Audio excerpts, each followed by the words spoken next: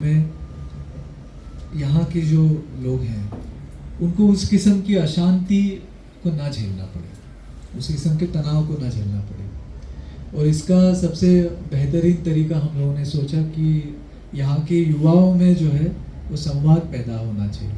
और संवाद का सबसे बेहतर तरीका ये होता है कि आप लोग एक उनको मंच दें और उस मंच के ज़रिए जो यहाँ के युवा हैं आपस में घुले मिलें और चाहे वो स्पोर्ट्स हो चाहे वो अन्य कोई एक्टिविटीज़ हो उसमें हिस्सा लें।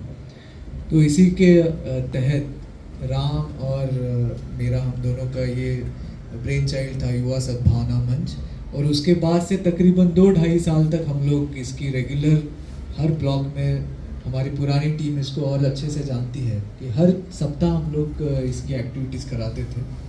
और उसके चलते कई ऐसे हुआ कि विभिन्न समुदायों के जो हमारे युवा हैं उनमें आपस में यानी स्नेह का भाव हो गया या फिर दोस्ती हो गई।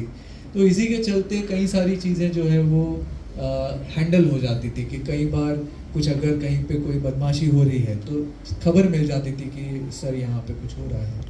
तो समय चलते हम लोग हैंडल कर पाते थे। उसके बाद राम ने इस जिला को तकरीबन 26 छोटे छोटे सेक्टर्स में बांट दिया और 26 सेक्टर्स की जिम्मेदारी एक मैजिस्ट्रेट और एक पुलिस ऑफिसर की जिम्मे दी।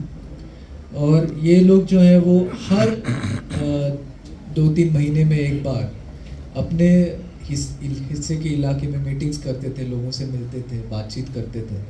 तो ये इस इनिशिएटिव की वजह से जो है वो सूचनाएं हम लोग को बहुत तेज़ मिलने लग गई। उसके बाद तो मैं इस पूरे सिस्टम का जो है वो श्रेय हमारे पुराने एसपी साहब श्री राम कुमार जी को भी देना चाहता हूँ।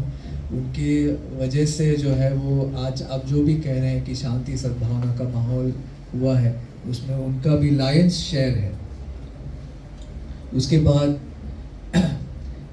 हमारी पुरानी जो डीडीसी मैडम हैं गरिमा जी और समीरा जी, हमारे जो बाकी के जो शिक्षा के क्षेत्र में जो इनिशिएटिव्स हुए और जो स्पोर्ट्स के क्षेत्र में जो इनिशिएटिव हुए उनका डिज़ाइन और एग्जीक्यूशन हमारे ये 2 काबिल अफसरों ने किया था।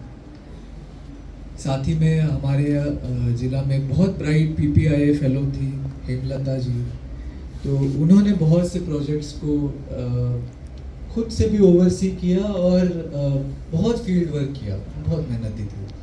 तो उनका भी इनिशिएटिव्स में बहुत बड़ा योगदान है।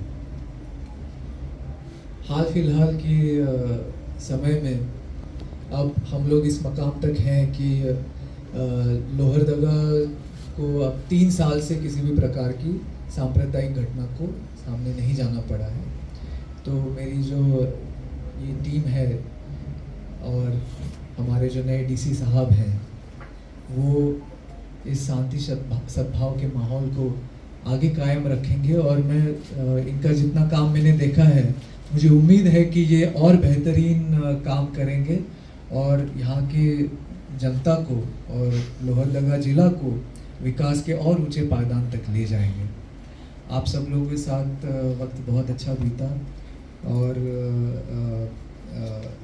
जैसे मैं कहता हूँ कि टीम है तो टीम से भी बढ़कर आप परिवार की तरह हो गए हैं और परिवार से कभी विदाई नहीं ली जाती है।